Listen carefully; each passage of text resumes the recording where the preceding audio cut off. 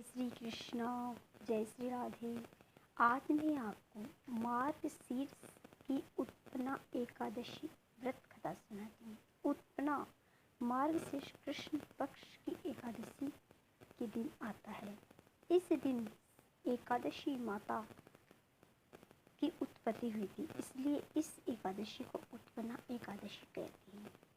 इस एकादशी का महात्म्य में श्री सूत जी महाराज सोनक आदि 88,000 ऋषियों से बोले, है महर्षियों, एक वर्ष के अंदर 12 महीने होते हैं और एक महीने में 2 एकादशी होती है, सो एक वर्ष में 24 एकादशी होती है। जिस वर्ष में लोंद अधिक पड़ता है उस वर्ष में 2 एकादशी बढ़ जाती है। इस तरह कुल 26 एकादशी होती है। उत्पन्ना मोक्षदा, मोक्ष प्रदान करने वाली, सफला, सफलता देने वाली, पुत्रदा, पुत्र को देने वाली, सटतिला, जया, विजया, आमल की, पाप मोचनी, पापों को नष्ट करने वाली, कामदा, बरूथिनी, मोहिनी, अपरा, निर्जला, योगिनी, देवसहिनी, कामिदा, पुत्रदा, अजा, परिवर्तिनी, इंद्रा, पासा, कुसा, रमा, देवोत्थानी, लौंद अधिक की दोनों एकादशियां का नाम कर्मानुसार पद्मिनी और परमा है। ये सब एकादशियां यथा नाम तथा गुण वाली है। इन एकादशियों का नाम तथा गुण उनके व्रत की कथा सुनने से मालूम होंगे। जो मनुष्य इन एकादशियों के व्रत को शास्त्र अनुसार करते हैं उन्हें उसी के फल की प्राप्ति होती है। नेमिषारण्य क्षेत्र में श्री सूत जी ब्राह्मणों से बोले, हे ब्राह्मणों, विधि सहित इस एकादशी महात्म्य को भगवान श्री कृष्ण ने कहा था। प्रेमी जन ही इस व्रत की उत्पत्ति को प्रेम पूर्वक सुनते हैं और इस लोक में अनेकों सुखों को भोगकर अंत में विष्णु पद को प्राप्त करते हैं। श्री सूत जी बोले, हे ब्राह्मणों, सबसे प्रथम इस एकादशी महात्म्य को भगवान श्री कृष्ण ने अर्जुन से कहा था, उसी के अनुसार मैं आपसे कहता हूँ। अर्जुन ने कहा, हे जनार्दन, इस एकादशी व्रत का महात्म्य क्या है? इस व्रत के करने से क्या पुण्य मिलता है और इसकी विधि क्या है, सो आप मुझसे कहिए। ऐसा सुनकर श्री भगवान ने कहा, हे अर्जुन, सबसे पहले हेमंत ऋतु के मार्गशीर्ष महीने में कृष्ण पक्ष की एकादशी का व्रत करना चाहिए। दशमी की शाम को दातुन करना चाहिए और रात को भोजन नहीं करना चाहिए। एकादशी को सुबह संकल्प नियम के अनुसार कार्य करना चाहिए। दोपहर में संकल्प पूर्वक नदी, सरोवर, बावड़ी, कुआं आदि में से किसी में स्नान करना चाहिए। स्नान करने के पहले शरीर पर मिट्टी का चंदन लगाना चाहिए। चंदन लगाने का मंत्र इस प्रकार है, अश्वकांते रथक्रांते विष्णुक्रांते वसुंधरे अध्रधाति वराहेण कृष्णेन सतबाहुना मते के हर में पापम यज्मया पूर्व सचितं त्वयाहं पापेन गच्छामि परमागतिम्। व्रत करने वाले का स्नान करने के पश्चात पापी, चोर, पाखंडी, दूसरे की बुराई करने वाला, पर स्त्री गमन करने वाला, दुराचारी, दूसरे के धन को चुराने वाला, मंदिरों में चोरी करने वाला, इन सब मनुष्यों से बात नहीं करनी चाहिए। यदि अनजाने में इनसे बात हो जाए तो इस पाप को दूर करने के लिए सूर्य नारायण के दर्शन करने चाहिए। स्नान के बाद धूप दीप नैवेद्य से भगवान का पूजन करना चाहिए। रात को दीप दान करना चाहिए। ये सत्कर्म भक्ति पूर्वक करने से उस रात को नींद और स्त्री प्रसंग को त्याग देना चाहिए। एकादशी के दिन तथा रात्रि का भोजन सत्संग आदि कर्मों में व्यतीत करनी चाहिए। उस दिन श्रद्धा पूर्वक ब्राह्मणों को दक्षिणा देनी चाहिए और उनसे अपनी गलतियों की क्षमा मांगनी चाहिए। धार्मिक जनों को शुक्ल पक्ष और कृष्ण पक्ष की दोनों एकादशियों का एक सा समझना चाहिए। उनमें भेद मानना उचित नहीं है। ऊपर लिखी विधि के अनुसार जो मनुष्य एकादशियों का व्रत करते हैं उनको शंखों द्वार तीर्थ में स्नान एवं दर्शन करने से जो पुण्य मिलता है वह एकादशी व्रत के पुण्य के 16वें भाग के बराबर भी नहीं है। व्यतीत योग में, संक्रांति में तथा चंद्र सूर्य ग्रहण में दान देने से और कुरुक्षेत्र में स्नान करने से जो पुण्य प्राप्त होता है वही पुण्य मनुष्य को एकादशी का व्रत करने से मिलता है।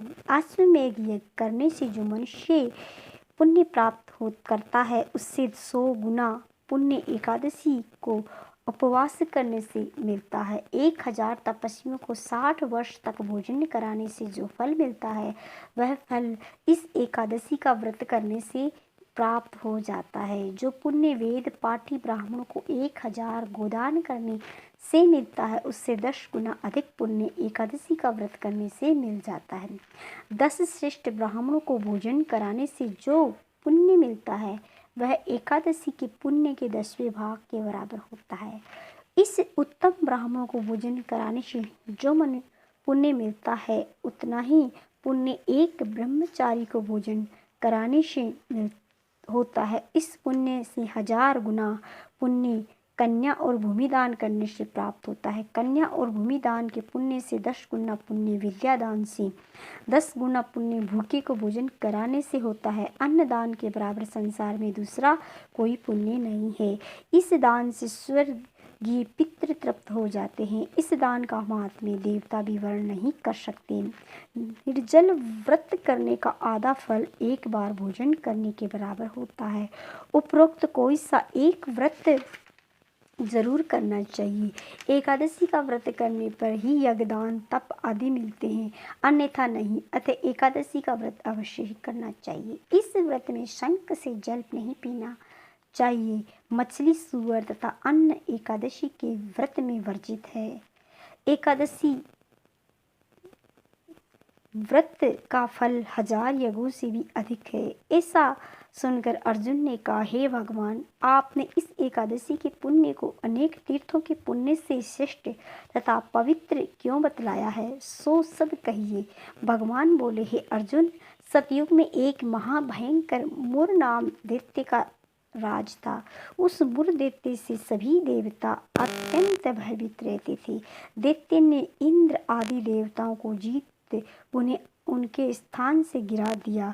तब देवेंद्र ने महेंद्र से प्रार्थना की कि हे शिव शंकर, हम सब लोग इस समय मुर दैत्य से अत्याचारों से मृत्यु रूप में अपना जीवन व्यतीत कर रहे हैं। कृपा करके इस दुख से छूटने का उपाय बतलाइए। महादेव जी बोले, हे देवेंद्र, आप श्री विष्णु भगवान के पास जाइए।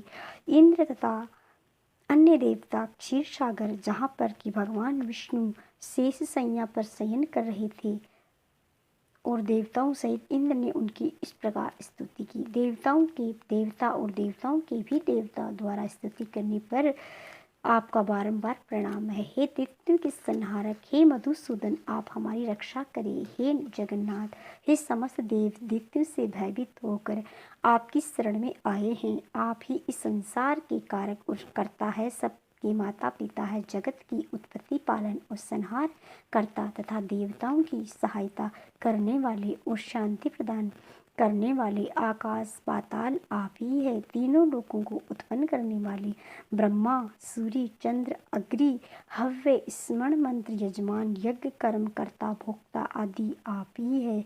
हे देव, शरण में आए हुए कि आपकी रक्षा करने वाले इस समय दैत्यों ने हमें स्वर्ग से निकाल दिया है। अब आप हमारी रक्षा कीजिए।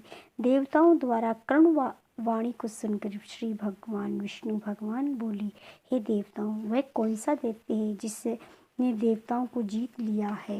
कहाँ रहता है तथा उसमें कौन सा बल है? ये सब मुझसे कहो। भगवान के वचनों को सुनकर इंद्र बोला, हे भगवान, प्राचीन समय में नाड़ी जंग नाम का एक दैत्य था। उस दैत्य की ब्रह्मा अंश से उत्पत्ति हुई थी। उसी दैत्य के लड़के का नाम मुर है। वह अपनी राजधानी चंद्रावती में, जिसने अपने बल से समस्त विश्व को जीत और सब देवताओं को देवलोक से निकालकर इंद्र, अग्नि, यम, वरुण चंद्रमा सूर्य बनकर पृथ्वी को तपाता है, मेघ बनकर जल की वर्षा कराता है, अतः आप उस दैत्य को मारकर देवताओं की जीत कराओ। इंद्र के वचन सुनकर श्री विष्णु भगवान बोले, हे देवताओं, मैं तुम्हारी शत्रुओं का शीघ्र ही संहार करूंगा। अब सब चंद्रावती नगरी को जाइए। इस प्रकार भगवान विष्णु देवताओं से कहकर अनेक उनके पीछे पीछे चंद्रावती नगरी को चल दिए। उस समय मुर अनेक दैत्यों के साथ युद्ध भूमि में गरज रहा था। युद्ध होने पर असंख्य दानव अनेकों अस्त्र शस्त्रों को धारण कर देवताओं से युद्ध करने लगे, परंतु देवता दानवों के आगे एक क्षण भी न ठहर सके। तब भगवान की युद्ध भूमि में आ गई। भगवान विष्णु को देखा तो उन सब अस्त्र शस्त्रों को प्रहार करने लगे।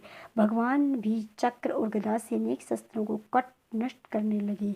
इस युद्ध में अनेकों दानव सदैव के लिए सो गए, परंतु दैत्यों का राजा मुर भगवान के साथ निश्चल भाव से युद्ध करता रहा। भगवान विष्णु मुर को मारने के लिए जिन जिन शस्त्रों का प्रयोग करते हैं वे सब के सब नष्ट होकर उस पर पुष्पों के समान गिरने लगे। वह आपस में मल्ल युद्ध करने लगे, परंतु उस दैत्य को न जीत सके। अंत में भगवान विष्णु शांत होकर विश्राम करने की इच्छा से बद्रिकाश्रम गए। उस समय 48 कोस लंबी एक द्वार वाली हेमवती नाम की गुफा में शयन करने के लिए भगवान घुसे। हे अर्जुन, अतः मैंने उस गुफा में शयन किया। वह दैत्य भी वहां आया, मुझको शयन करता देख मारने को तैयार हुआ। उसी समय मेरी देह से एक अत्यंत सुंदर कन्या दिव्य अस्त्र धारण करके उत्पन्न हुई और दैत्य के सामने आकर युद्ध करने लगी। वह दैत्य इस कन्या से लगातार युद्ध करता रहा। कुछ समय बीतने पर इस कन्या ने क्रोध से आकर उस दैत्य के अस्त्र शस्त्रों के टुकड़े टुकड़े कर दिए, रथ तोड़ दिया। तब वह दैत्य महान क्रोध करके उससे मल्ल युद्ध करने लगा। उस कन्या ने उसको धक्का मारकर मूर्छित कर दिया।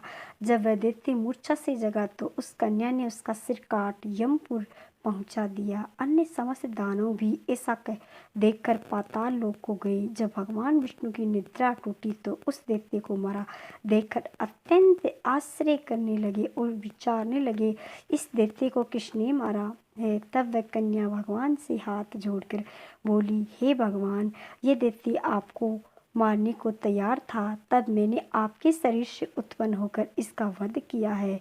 इस पर भगवान बोले, हे कन्या, तूने इसको मारा है, अतः मैं तेरे ऊपर प्रसन्न हूँ। तूने तीनों लोकों के देवताओं को सुखी किया है, इसलिए तू अपनी इच्छा अनुसार वरदान मांग। कन्या बोली, हे भगवान, मुझे ये वरदान दीजिए कि जो मेरा व्रत करे उसके समस्त पाप नष्ट हो जाए और अंत में स्वर्ग को जाए। मेरे व्रत का आधा फल रात्रि को मिले और उसके आधा फल एक भोजन समय करने वाले को मिले। जो मनुष्य भक्ति पूर्वक मेरे व्रत को करे वह निश्चय ही आपके लोक को प्राप्त करे। कृपया मुझे ऐसा ही वरदान दीजिए। जो मनुष्य मेरे दिन तथा रात्रि को एक बार भोजन करे वे धन धान्य से भरपूर रहे। इस पर भगवान विष्णु उस कन्या से बोले, हे कल्याणी, ऐसा ही होगा। मेरे और तेरे भक्त एक ही होंगे और अंत में संसार प्रसिद्धि को प्राप्त होकर मेरे लोक को प्राप्त करेंगे। हे कन्या, एकादशी को पैदा होने से तेरा नाम भी एकादशी हुआ। जो मनुष्य तेरे इस दिन का व्रत करेंगे उसके समस्त पाप नष्ट हो जाएंगे और अंत में मुक्ति को प्राप्त करेंगे। तो मेरे लिए अब तीज, आठे, नौमी और 14 से भी अधिक प्रिय हैं। तेरे व्रत का फल सब तीर्थों के फल से महान होगा, ये मेरा कथन सत्य है। ऐसा कहकर भगवान उसी स्थान पर अंतर ध्यान हो गए। एकादशी भी भगवान के उत्तम वचनों को सुनकर अत्यंत प्रसन्न हुई। हे अर्जुन, सब तीर्थों, दानों, व्रतों का फल से एकादशी का फल सर्वश्रेष्ठ है। एकादशी व्रत करने वाले मनुष्य को शत्रुओं को, विघ्नों को नष्ट कर देता है और मोक्ष मिलता है। हे अर्जुन, ये मैंने तुमसे एकादशी की उत्पत्ति के बारे में व्रत लाया है। एकादशी पापों को नष्ट करने वाला और सिद्धि को देने वाला। उत्तम मनुष्य को दोनों पक्षों की एकादशियों का समान समझना चाहिए, उनमें भेदभाव मानना उचित नहीं है। जो मनुष्य विष्णु भक्त है उनको धन्य है। जो मनुष्य एकादशी महात्म्य का श्रवण व पठन करते हैं उनको अश्वमेध यज्ञ का फल मिलता है। जो मनुष्य भक्तिपूर्वक कथा सुनते हैं विष्णु भगवान को लोक को जाते हैं और करोड़ों वर्षों तक उनकी जगह रहकर पूजा होती है। जो एकादशी महात्म्य का चौथा भाग को सुनते उनके ब्रह्म हत्या आदि के महान पाप नष्ट हो जाते। विष्णु धर्म के संसार सागर में कोई दूसरा धर्म नहीं है और एकादशी व्रत के बराबर कोई भी दूसरा व्रत नहीं है। बोलो एकादशी माता की जय। तो ये था एकादशी महात्म्य जो मैंने आज आपको सुनाया। आपको ये कैसा लगा? अगर आपको ये अच्छा लगा तो मेरे चैनल को लाइक करें, शेयर करें, सब्सक्राइब करें। धन्यवाद।